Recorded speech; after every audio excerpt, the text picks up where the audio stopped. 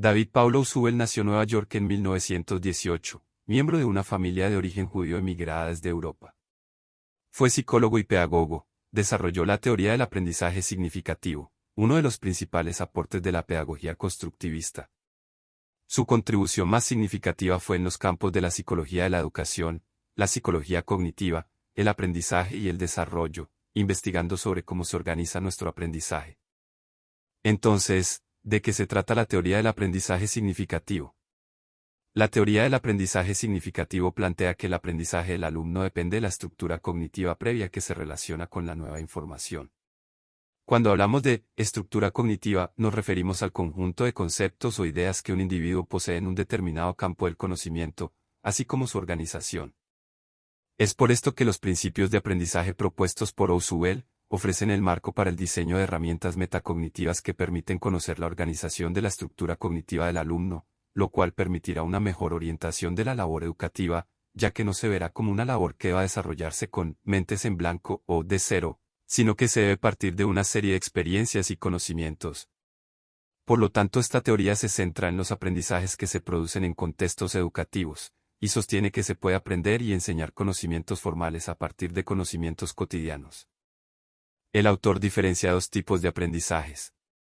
Uno es el aprendizaje significativo y se da cuando los contenidos son relacionados de modo no arbitrario y sustancial con lo que el alumno ya sabe. Esto quiere decir que en el proceso educativo, es importante considerar lo que el individuo ya sabe para que establezca una relación con aquello que debe aprender. El aprendizaje significativo ocurre cuando una nueva información se conecta con un concepto relevante, preexistente en la estructura cognitiva. Esto implica que, las nuevas ideas, conceptos y proposiciones pueden ser aprendidos significativamente en la medida en que otras ideas, conceptos o proposiciones relevantes estén claras y disponibles en la estructura cognitiva del individuo y que funcionen como un punto de anclaje a las nuevas ideas. Por otro lado, el aprendizaje mecánico se produce cuando la nueva información es almacenada arbitrariamente, sin interactuar con conocimientos preexistentes. Un ejemplo de ello sería el simple aprendizaje de fórmulas en física. Esta nueva información es incorporada a la estructura cognitiva de manera literal y arbitraria. Obviamente, el aprendizaje mecánico no se da en un vacío cognitivo, puesto que debe existir algún tipo de asociación, pero no en el sentido de una interacción como en el aprendizaje significativo. Usubel diferencia dos polos opuestos en las formas de adquisición del aprendizaje. Una de ellas es el aprendizaje por recepción. En ella el contenido o motivo de aprendizaje se presenta al alumno en su forma final, solo se le exige que incorpore el material que se le presenta de tal modo que pueda recuperarlo o reproducirlo en un momento posterior. Por ejemplo, leyes, un poema, un teorema de geometría, etc. En el aprendizaje por descubrimiento, lo que va a ser aprendido no se da en su forma final, sino que debe ser reconstruido por el alumno antes de ser aprendido e incorporado significativamente en la estructura cognitiva. Este implica que el alumno debe reordenar la información, integrarla con la estructura cognitiva y reorganizar o transformar la combinación integrada de manera que se produzca el aprendizaje deseado.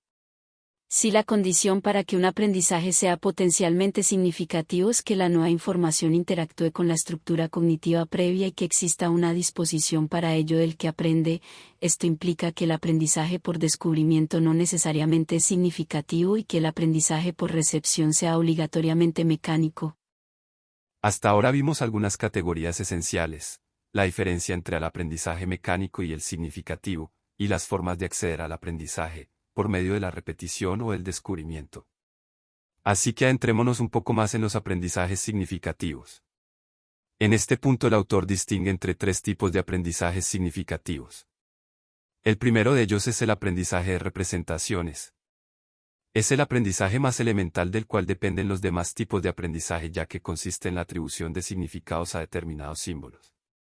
Este tipo de aprendizaje se presenta generalmente en los niños, por ejemplo, el aprendizaje de la palabra, pelota, ocurre cuando el significado de esa palabra pasa a representar, o se convierte en equivalente para la pelota que el niño está percibiendo en ese momento, por consiguiente, significan la misma cosa para él. No se trata de una simple asociación entre el símbolo y el objeto sino que el niño lo relaciona de manera relativamente sustantiva y no arbitraria, como una equivalencia representacional con los contenidos relevantes existentes